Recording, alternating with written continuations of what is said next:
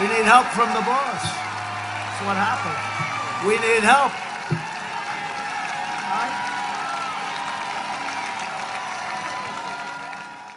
This nation is the most powerful military combine on earth. It has always been. And if you think about the time back in, 50 years ago in 1940, when the United States was a very infantile country, it didn't have all of the high technology it has today. And just within a couple of short years, it got its stuff together and was able to meet Adolf Hitler on the field of battle throughout the world, and was able to do a battle with the whole Nazi empire. But they can't do anything about the drugs and procurement. The problem is that they have total control over everything. So anytime you see things going on, just understand that the powers that be in this government want it that way. Franklin Roosevelt, probably most of you don't remember who he was. He was one of the presidents. Franklin Roosevelt made a statement publicly that I think is very important. He said that anytime you see anything happen in politics, you better understand it was planned that way. So anything that's going on in this country that you see that sounds crazy and lunacy, it's crazy and lunacy to you. But to those guys who are doing it, they know what they're doing.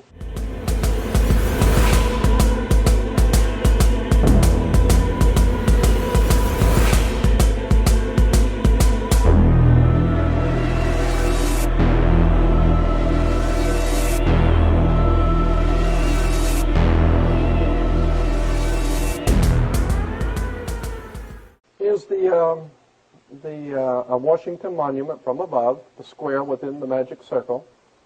Incidentally, the Washington Monument is the Egyptian obelisk, another, like the pyramid on the dollar bill, another Egyptian symbol, because what America is referred to by the secret societies throughout the world as the New Egypt. That's a term that is given to them in their given to America in their literature, the New Egypt. Because our whole laws are based on the ancient magic of Egypt, the white and black magic. That's why your police cars have black and white cars, because it's the idea of black and white magic coming out of Egypt. And, these people who are running this country are really devious. But here we have the mystic star. I think I'm probably going to have to adjust each one.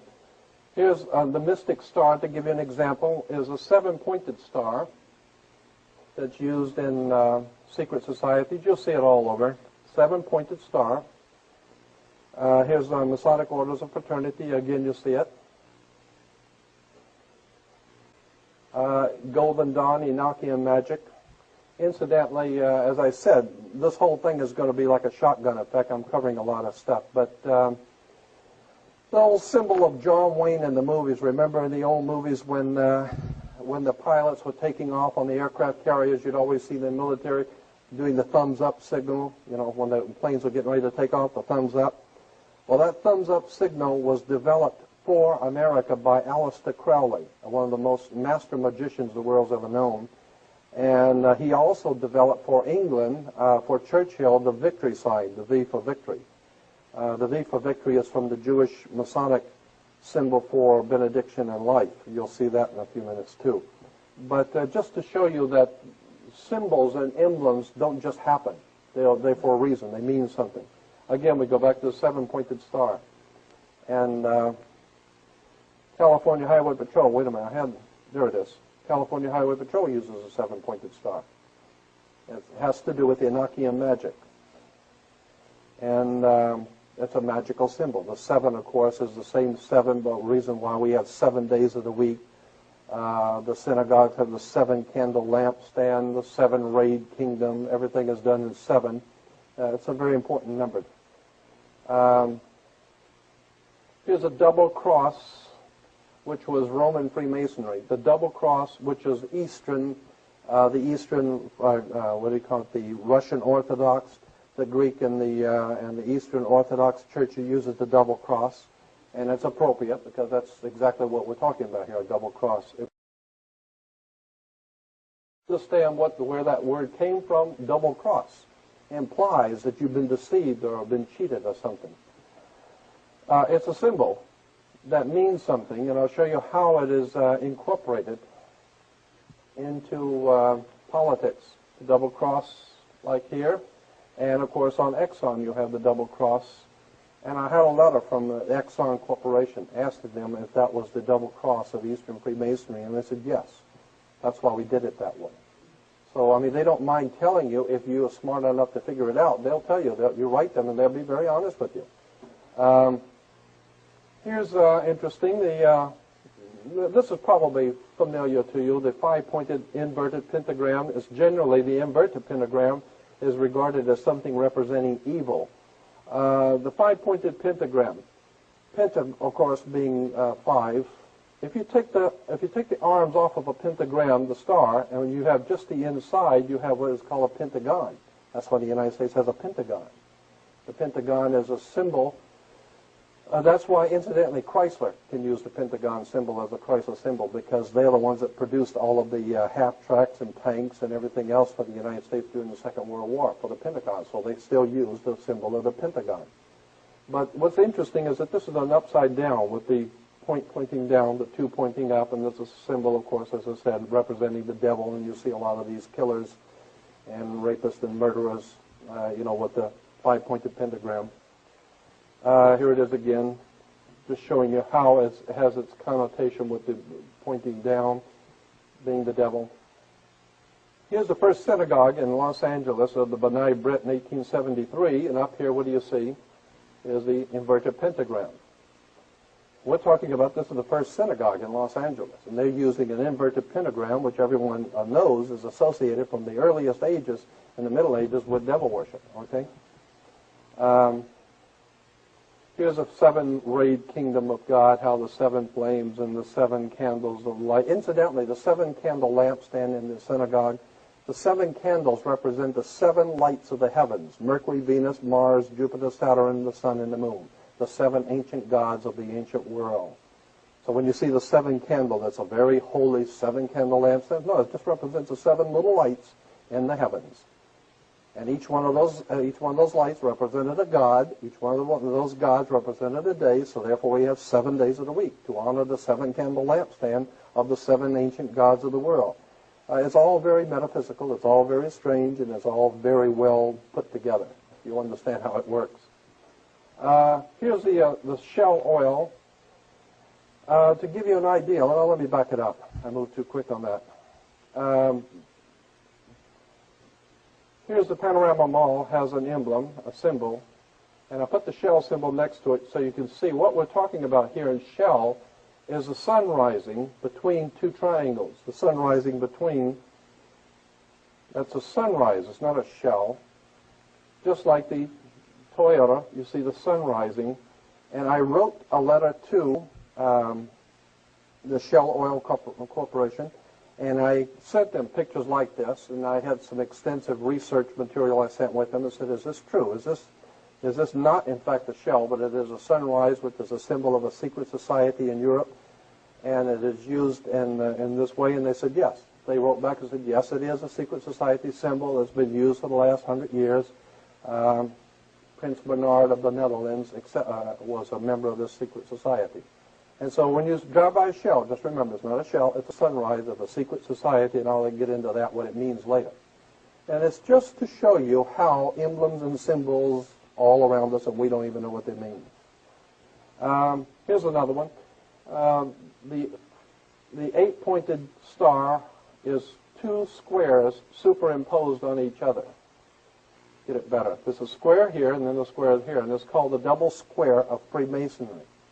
The reason for the double square, the first square means that you play fair and square. You know, when you play baseball down at the town square, and if you, anything which is legitimate and right according to the secret societies is square. You play fair and square. And if you go to jail, they'll give you 3 square meals. It's fair. It's the right thing to do, right? And so the whole idea is square means that everything which is right and legal and just, and everything's squared. So that's why even in court they say, well, your testimony doesn't square with the facts. It's square means things which are right and correct. When you superimpose another square, the implications of the second square, which you will see, means disorder. It's the intertwining of both order and disorder, meaning that you have the power over what is right and correct, and you also have the power over disorder and things which are not right and which are not correct. And so the same people control both chaos and order. Incidentally, that's why you have, well, I better not get into that because that's going to come up in a minute. Here it is again, the double square Freemasonry. The chevron. Chevron oil is actually the double square Freemasonry. See, this is two squares. Oh, wait a minute. This is two squares. What this chevron is, and that's the word chevron. You'll see on the military, the police wear them on their arms, and the military wears the insignias of power. They're called chevrons because they are squares. It's a box. That's a box, and this is a box, and this box is sitting on top of that box. And if you draw a line, for a triangle back here, you'll see it's two square boxes sitting on top of each other. It's referred to as the double square or the chevron of Freemasonry, the double square of Freemasonry. Okay, and so it implies that the powers that be in this world have both control over revolution, trouble, anarchy, and they have control over good government and over righteous government. So they can do whatever they want. You want to have a good government or a bad government, they can do the same. They can do whatever they want because they got the money and they got the power.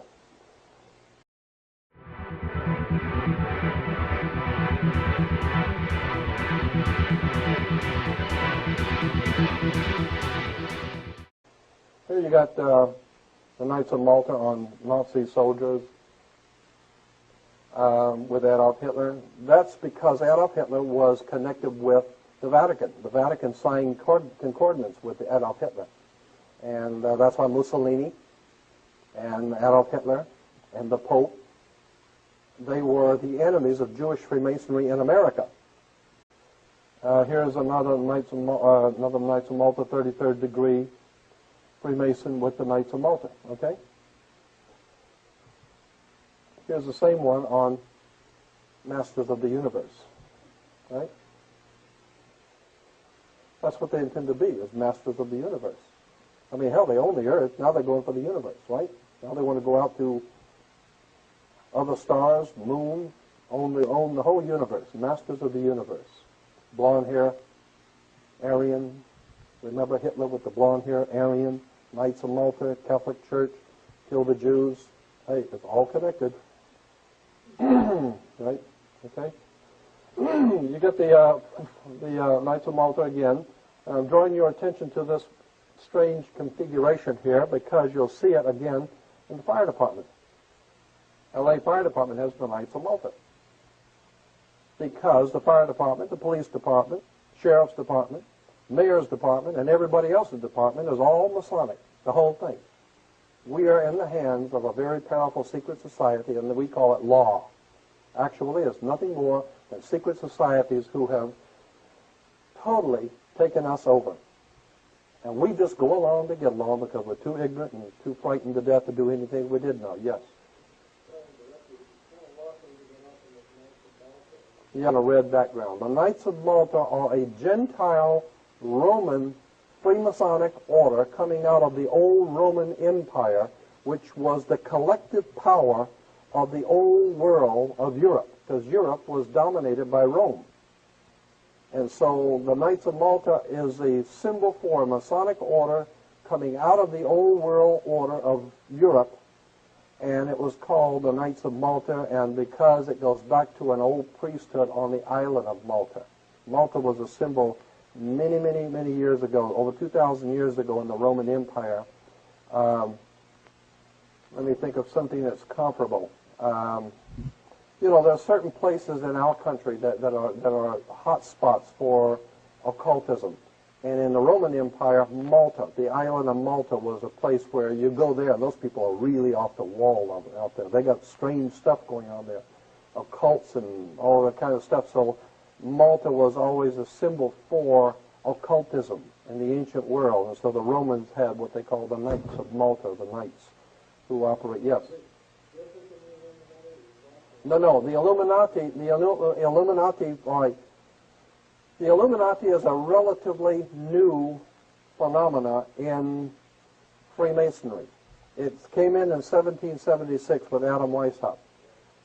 But what the Illuminati was merely a course correction in Freemasonry. There was the Roman world under the Roman domination of Europe, Freemasonic orders. There was the coming out of Spain, France, the coming of what is called York Rite or Scottish Rite Freemasonry, England, Spain, France, coming into America to found a new world order, but above them, above the two orders, which is the eagle with the double head, implying that both sides, both the old world order and the new world order, are being dominated by a third one. And that's what Ian Fleming in his James Bond novels was talking about, that there's a third power over the two, and it's controlling both. And that's the Illuminati.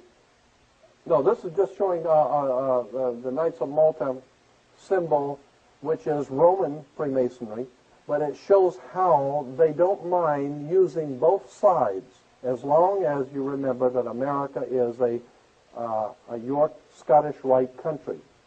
They don't, you know, they're symbols of Freemasonry, and what I have to do is I have to show you their works, their reference works that explain these symbols and how they connect, because they're very open with it. They explain their symbols and how they got here and what they mean and why they allow them to be used.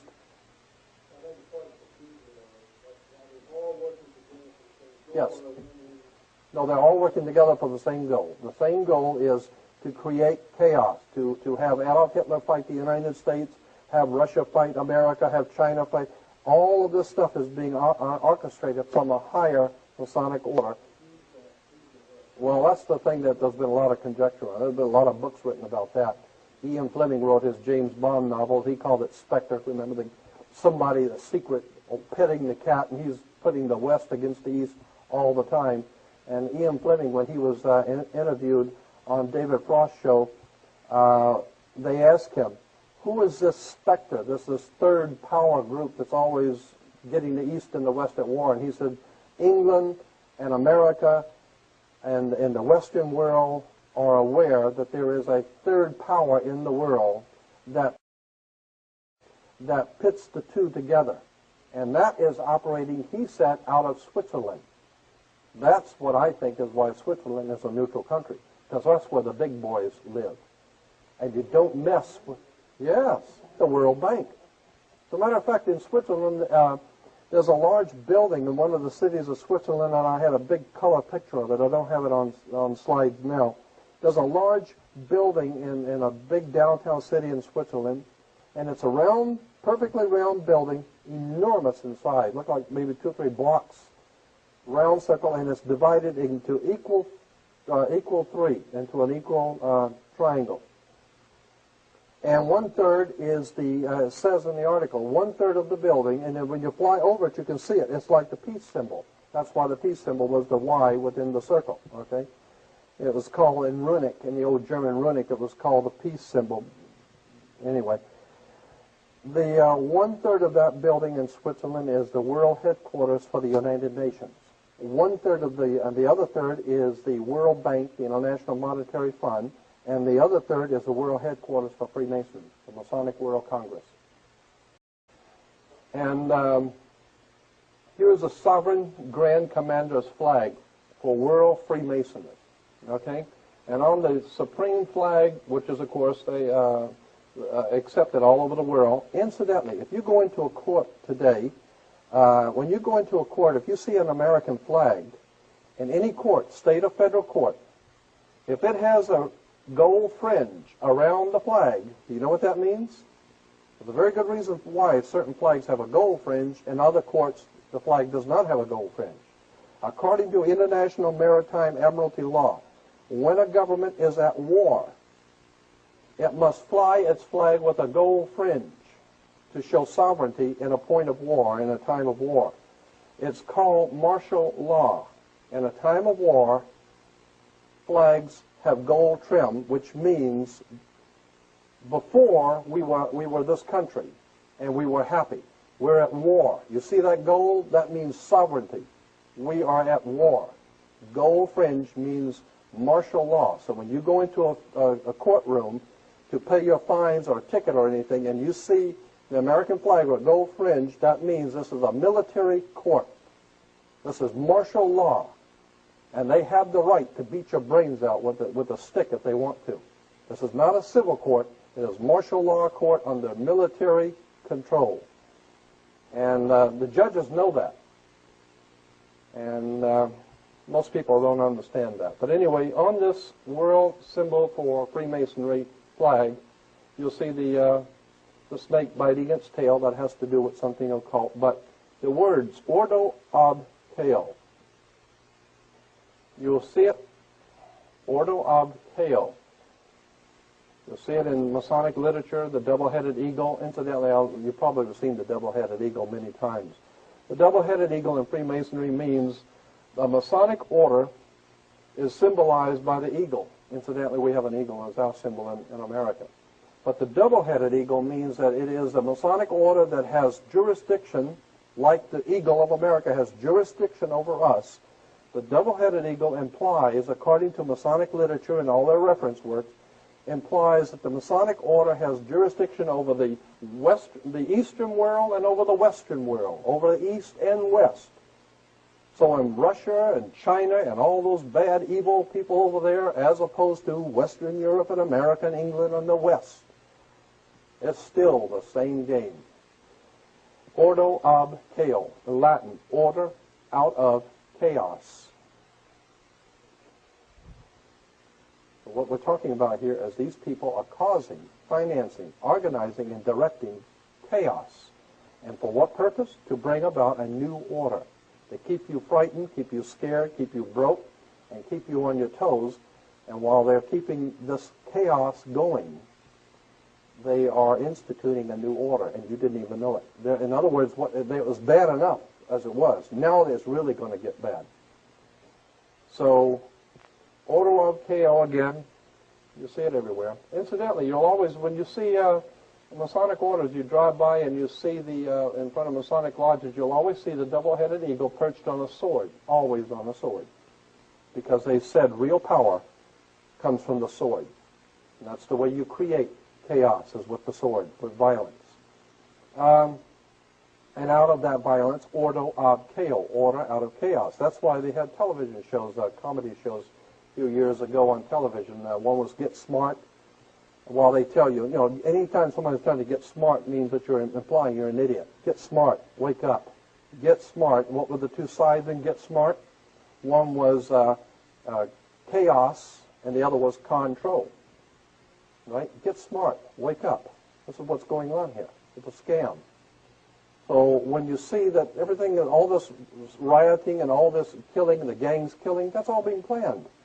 This government is planning This government is planning gang warfare. They want the gangs to kill each other. That's part of the strategy. It's incredible. Order of chaos. Anyway, order from chaos to control.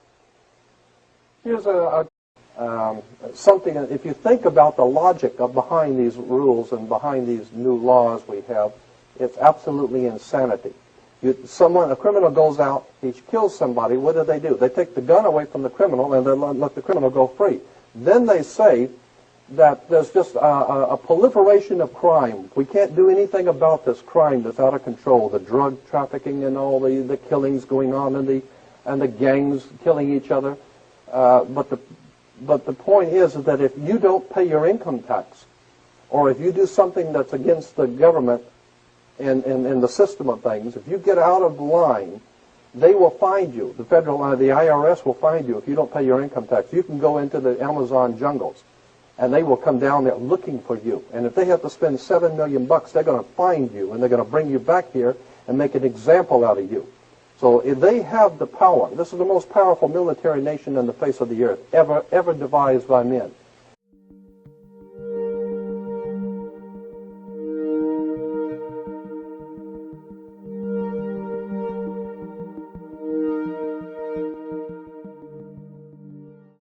That way we'll make it work out all right on the tape, okay?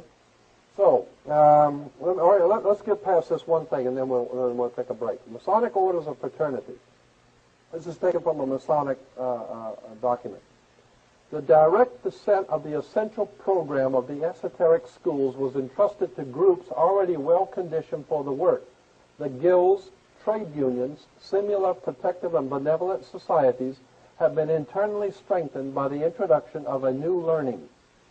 The advancement of the plan required an enlargement of the boundaries of the philosophical overstate.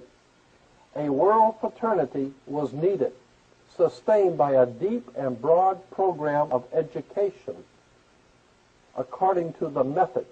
There's a method to this education that we're getting.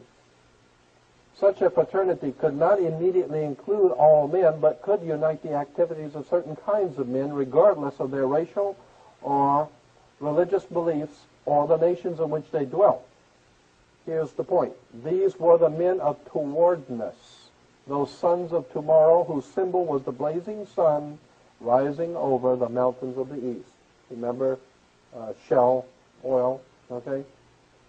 What it's talking about is that the conspiracy already had knowledge that the guilds, the trade unions, similar protective and benevolent societies were perfect grounds for control. So you set up the Red Cross, you set up the Painters Union, you set up these unions and benevolent societies and this and that, set them all up to ostensibly, of course, protect the people, to help the people, and protection, when in fact they're being organized and directed to control the people. And it does, and such a fraternity could not immediately, we can't explain this conspiracy to everybody, we can't count in everybody on this, but we could unite certain kinds of men. As long as we all understand what's going on here, we could unite these different organizations together. And the symbol for these men, these were the men of towardness, whose sons of tomorrow, these sons of tomorrow, whose symbol was a blazing sun rising over the mountains of the east. That's important. These were the men of towardness, the sons of tomorrow, whose symbol was the blazing sun rising over the mountains of the east. While it is difficult to trace the elements of a pattern never intended to be obvious, the broad shape of a design is dimly apparent, the invisible empire. So it's saying it's very difficult to put all of this together. But the reason why it's difficult is it was never intended to be obvious anyway. But if you're on the inside, you know there's a design, but on the outside, it's not supposed to be obvious. Okay? Here's where they're getting this from. This is from the old Assyrian Babylonian mythology. The sunrise, the god Shemesh appears above the mountains of the east. Here's God's sun rising over the mountains of the east. That goes all the way back to Babylon. Here it is in Hebrew theology, the sun rising, Israelites at Mount Sinai. The sun rising over the east. Shell, the sun. The sun rising on Hebrew Jewish Freemasonry. Here it is, the Kabbalah. We're talking about the Kabbalah, and here on the back on chapter 9 is called the way of one who was caught between the suns of a dying and a dawning day. The one caught between the one who, no wait a minute, the way of the one who was caught between the suns, implying that there's two suns. There's a sun going down and a new sun coming up. The old sun of the old world order, Rome, is going down. Vatican, Europe, is the old sun, and it's going down, and there's a new sun coming up on America. There's a dawn of a new day for America. It's going to be the king of the world now. 1,000 points of light. All right, so what we're talking about here is between the suns of a dying and dawning day. George Washington said, here's his chair, where he signed all of his documents, George Washington. And up here, he says, but now at length I have the happiness to know it is a rising and not a setting sun. I now at length have the happiness to know that it is a rising and not a setting sun.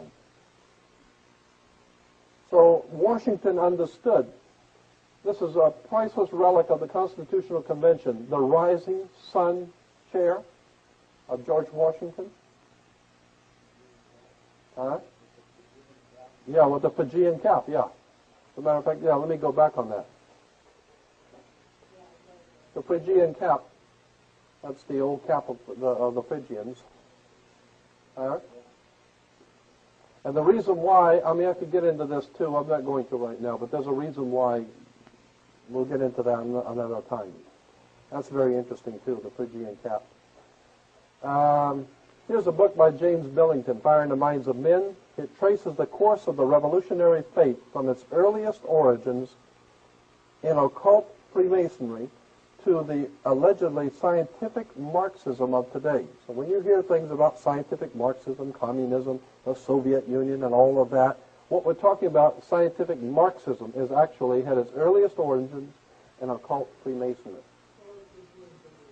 And James Billington has written some brilliant books. He is a Rhodes Scholar, like the new president. He's a Rhodes Scholar also. He teaches at Oxford. He's probably taught our new president. He is a really establishment boy. This guy is well thought of by all the gangsters and top of the governments of the world. He's their boy. And he is a very, very brilliant man. He's put out some very thick books on the Illuminati and Masonic. This whole book is dealing with the Masonic symbols and emblems that are used throughout the world and what they mean, and well, a tremendous book. But I was showing you this only because in relation to Marxism, connecting it with the origins in Freemasonry, okay? Again, here's a page from an encyclopedia on Russia, and over here you have the flag and this national coat of arms. The national coat of arms talks about the rising sun is a symbol of the dawning of the new day of communism. New day is in quotes, okay? The rising sun is a symbol of the dawning of the new day of communism, all right? This symbol came out for the Soviet Union 1930s, late 30s, mid to late 30s. It originally came out at that time. In New York, we have the dawn of a new day, dawning of a new day of communism, and in New York we have for the World's Fair in 1939 the dawn of a new day. There's connections between the New York World's Fair and the coming of the Soviet Union. Somebody's trying to tell us something in New York. Sun rising in Russia, Soviet Union, sunrise. Here's the, what is it, half a dollar? Yeah, 50 cents. And here it says, she is moving toward the dawn of a new day, the sun rising for us. They put communism over there, it's rising for us now. Now we're coming into a communist system. We call it democratic, like the People's Democratic Republic of China, the People's Democratic Republic of Cuba, the People's Democratic Republic of Romania, and now we got the People's Democratic Republic of America. And nothing in all Marxist communism is the same as the old Roman fascism. It's all totalitarian dictatorships, period. Here's Charles Tess Russell, founder of Jehovah's Witnesses. He's telling everybody the new day is dawning, you know, preparing all the poor Jehovah's Witnesses for the dawn of a new day. Here is the Watchtower Bible Tract Society of Pennsylvania, Jehovah's Witnesses with the sun rising over the mountains of the east.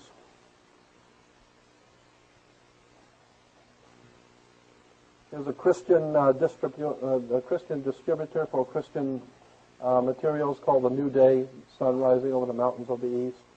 Christians have no idea in the world. All this stuff is being manipulated, presented to them, and they have no idea in the world. And they're out there preparing the world to accept God's kingdom, Channel 40, and never realize the symbols of Channel 40 are Masonic. And all of their leaders are all Freemasons.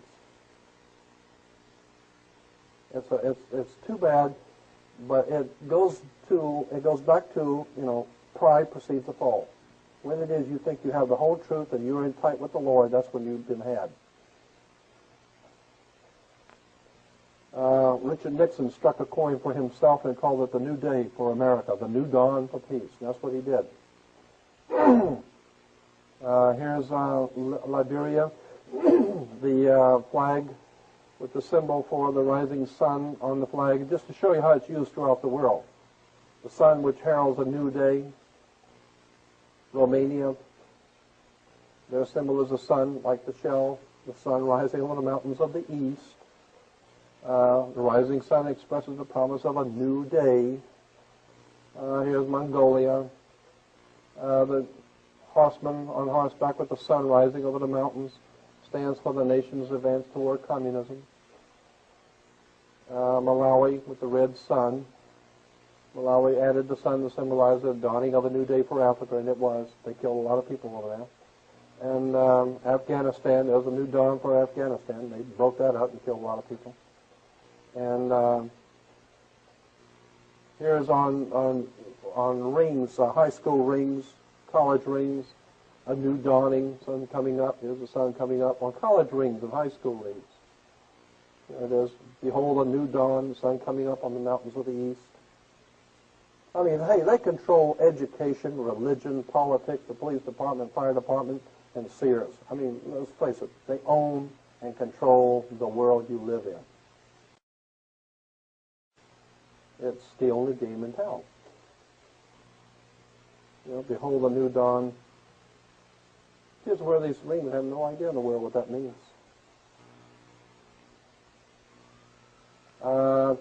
And how much more time do we have on the film? Good. A recurrent mythic model for revolutionaries, early romantics, and young Karl Marx and the Russians of Lenin's time was Prometheus, who stole fire from the gods for the use of mankind. I'll read it again. A recurrent mythic model for revolutionaries. A model for revolutionaries. And early romantics, young Karl Marx, and the Russians of Lenin's time was Prometheus, who stole fire from the gods for the use of mankind. Prometheus. Here in New York, at Rockefeller Center, we have the Prometheus Fountain, the Masonic Square, Freemasonry, and in front of Rockefeller Center is Prometheus on the Promethean Fountain, who stole fire from God. And that's why during the Olympics you have they're running around with the torch. That's the torch of Prometheus, like the Statue of Liberty holds the torch of Prometheus. It's a symbol for the Age of Enlightenment, or the Illuminati, the illuminated ones, holders of the light.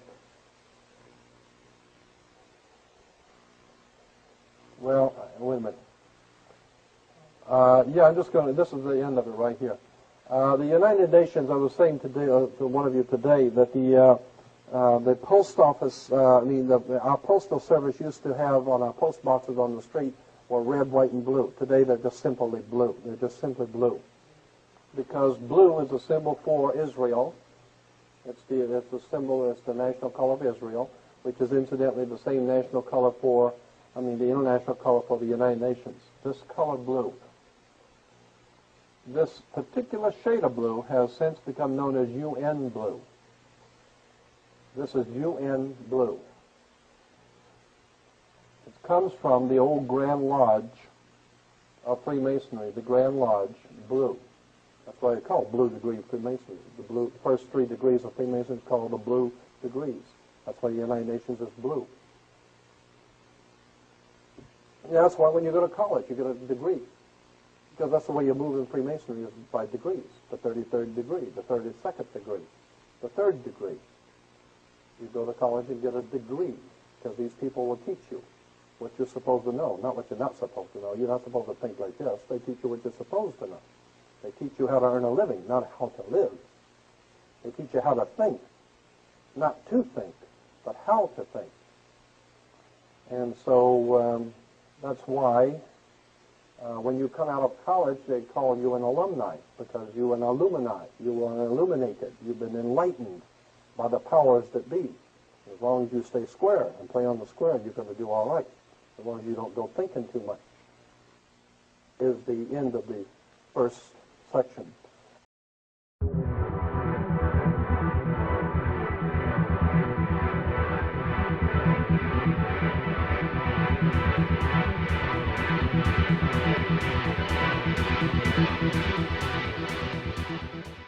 On the dollar bill, you'll see the on the back of the dollar bill, you see the symbol on the left-hand side of the bill, which is annuit coeptus, which means our enterprise is now a success, or our enterprise is crowned with success. Annuit coeptus. So you're saying, fine, so you have an enterprise and it's now crowned with success. What enterprise are you talking about? Novas ordo seclorum. Novas is novus, meaning new. Ordo is order, and seclorum is where we get the word secular, meaning the world. So it's new order of the world, the new world order. George Bush's new world order is now a success. But the problem is this was put on the dollar bill back in 1934. 1934 is when the Federal Reserve actually finally took total control of the United States monetary system, and that's when they said it is now a success, because this is a symbol. This is an emblem of a secret society. A secret society of Freemasons called the Illuminati, the German Bavarian Illuminati. They were a secret society founded in the south of Germany. They were called the Illuminati, the illuminated ones, the enlightened ones. They they connected themselves to another group of Freemasons in France, in the south of France, referred to as the Pierre de Sion, French Grand Orient Temple Masons.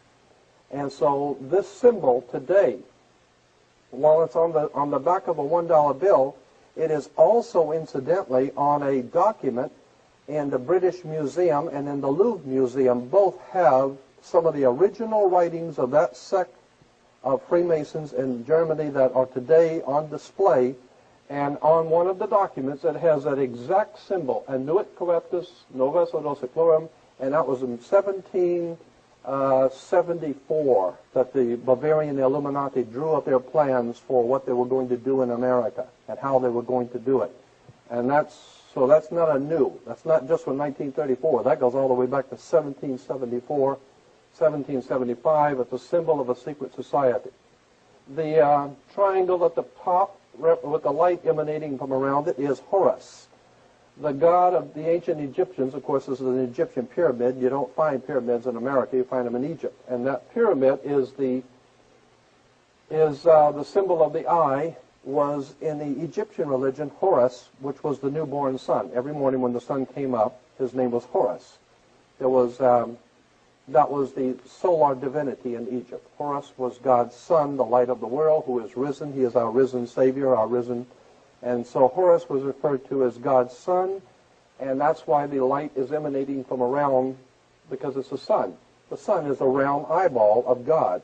The ancient Egyptians believed the pupil of God was the sun, and He's watching you, and therefore the sun was very bright. And so today we even say someone who is extremely intelligent is brilliant. They're bright. And that's why God is, of course, the most brilliant of all. Therefore, the sun is the most brilliant because it's God's eye. All right, anyway, there are 13 layers on the pyramid. And the 1776 at the bottom is 1776. A lot of people think it's because of the country being founded in 1776. It has nothing to do with that. As I said, this is on a document published back in 1774, 75, and then in 1776 the Roman numerals appeared on it in Europe. So what it amounted to is that the 1776 was when this secret society actually formed itself into a secret society and put itself into operation. Like any other secret society or fraternal order, there's a few years in the formative stages.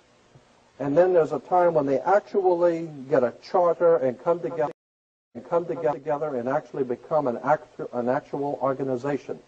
And then they get a charter from the government, and they actually are a legal organization. They were in operation in the 1760s, 1770s, but it wasn't until 1776 that they actually made themselves into a coherent order, and it was called the Order and Sect of the Illuminati. They were the basis for what we call today in our country the Bavarian Illuminati was the basis for what we call today the Colombian faction. The Colombian faction of the Illuminati came here right after this government was formed, and that's where we get today Columbia Space Shuttle, Columbia Movies, Columbia Television, Columbia Records, everything, Columbia University.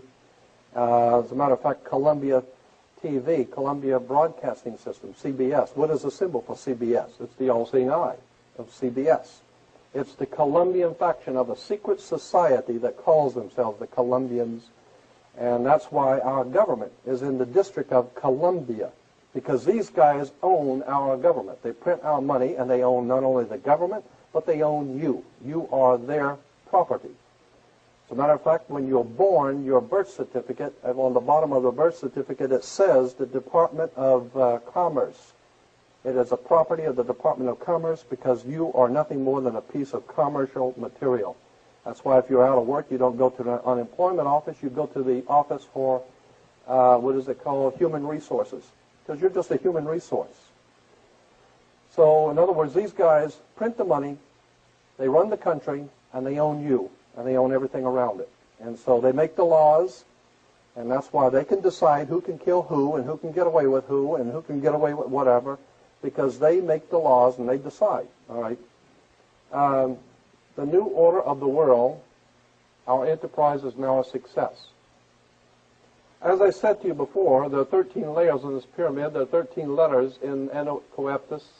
We'll get into that, all of this symbolism later. But 13 is a very important number to this secret society. There are 13 stripes, there are 13 stars here, which make up the Star of David. The 13 berries, there are 13 leaves, 13 arrows. There are 32 feathers here and 33 feathers there. Everything is done in sequence of 13 because 13 is an unlucky number. That's why we say that 13 is an unlucky number, because the reason why we say it's unlucky is because it is a divinely inspired number. It has to do with God in the heavens, and therefore it's unlucky for you. And it's not supposed to be used by you. 13, of course, is based on, this is what we call Masonic symbolism. Freemasons designed this dollar bill. Everything is done in a sequence of 13, and again, I draw your attention to the fact that you have 13 stars here, which collectively make up the Star of David. There's a reason why. Here, on the dollar bill, just to show you how clever these guys are and how crafty they are, on the $1 bill at the top, you'll see this little image right here. I think I can make that. This is just an enlargement. This is an enlargement from a photocopy machine, so it's not really that clear. But if you blow it up from an actual photograph, you'll see it as it's a little owl. It's a symbol of a Bohemian society. The Bohemian Society meets in California on the last 2 weeks of July of every year. The Bohemian Society is another secret society that was spun off of a larger secret society. The Colombians have a little fun club that they meet for 2 weeks out of the year in Northern California, and they're called the Bohemian Society. They meet in something called the Bohemian Grove. I have pictures, which I don't have with me tonight, but I'm going to have on my next lecture, showing all of the presidents, all of the living presidents, excluding the new one, but all of the living presidents at the Bohemian Grove in Northern California, and they're all wearing red and black Ku Klux Klan dress type of regalia, like the Ku Klux Klanners, with the pointed headdress and everything. And, I mean, that's quite a sight to see presidents dressed like Ku Klux Klan members, right? And they're standing in front of a big open pit of fire, and behind them is about a 20 to 25-foot owl behind them. And the article in Elm magazine and Time magazine, I've got 2 or 3 different magazines showing basically the same pictures. It says that the presidents meet with all of the heads of industry throughout the world, all of the heads of state throughout the world, and all of the most important wheeler dealers in this country, and they all meet up in Northern California, and they have rituals where they go before the owl after midnight. And what a picture you got, with all the presidents dressed up like Ku Klux Klanners with black and red robes on before an owl. And these are your presidents of this country. And the reason why they chose the owl is because the owl is a symbol used in Europe by secret societies, because the owl is wise because it sees things in the dark. And the implication is, of course, that's why they are where they are because they're very brilliant and they know things that you don't know. So they see things in the dark and they put their little owl on the dollar bill. It's just a clever little thing, but it shows you how these guys think.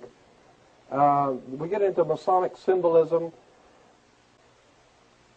All right, then we get up here to York Rite Freemasonry again, and here is the Masonic square, or the Masonic, what is it, the Malta, Knights of Malta cross. The cross, that's the same one the Queen was wearing. Right? The Knights of Malta cross. Here it is again. Let me go back to that. Order of Knights Templars. That's why in Israel today, you see the Jews going to the Wailing Wall, and you see this in the news. They're at the Wailing Wall. And it's like it's the wall in which they wail. They wail because of the Wailing Wall was put there. It's a very difficult story to say in a couple of words, but that's where we get Wall Street, from the Wailing Wall, the Hebrews who wail on the Wailing Wall of Wall Street. It has to do with symbolism, which goes back to Solomon's Temple. Solomon's Temple was the symbol and the home of what is called the Knights Templars, Knights of the Temple. That's why Steven Spielberg has the Jedi Knights, and the Empire Strikes Back and the Jedi Knight. Incidentally, according to, if you go to the library and look up the Masonic folklore, you will see that the spiritual connection between the Freemasons of the York Rite and God was a little spiritual creature they called Yoda, with little pointed ears, and he was a magician. They call him Yoda. Yoda comes from Yoda, or Judah. It has to do with Judah, Yoda, the Knights of Malta, and whatever. You know, you could make a whole study out of any of this. You could make a 3-hour lecture out of every single thing I'm saying. You could spend hours on it, but I'm just throwing all of this stuff in just to show you that there are connections that can be made. Anyway, the Knights of Malta with their Maltese cross. Here it is again. Outside circle and inside circle, okay? Knights of Malta. Religious Knights of Malta cross. And there it is again. But where is this at? It's in Pasadena. First Congregational Church in Pasadena. Right?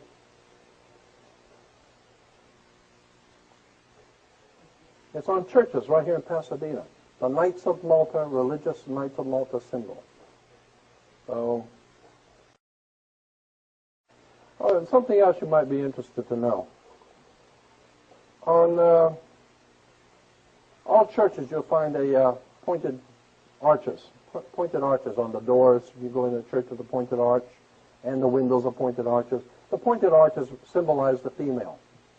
The pointed arch of the female, and that's why the male. That's why they would never allow women to be priests in a church, because the philosophy which gave birth to what we call Roman Catholic or Western Christian civilization was based on the female arch, and the priest wears the robe, or the robe, which is the female dress. A robe is a female dress. And a priest wears a robe because spirituality in the ancient world, according to the ancient world, spirituality was always in the hands of female, not the males. Men were never thought to be holders of religion or spiritual creatures. They were the ones that went out and killed and raped and murdered and brought in the food. The women were the ones that nurtured the child, brought civilization to males, because if you take all males, you lose civilization. You need the female to civilize society. Yes? Oh, yeah. Compass of the male. It has to do with that. And that's why I said that the priest represents, with the long robe, he's representing female wisdom, or something the Greeks call it Pistis Sophia, female wisdom. And within the female wisdom, beneath is the male. So it all has to do with symbology. It all has to do with sex, the female, pointed arch, etc.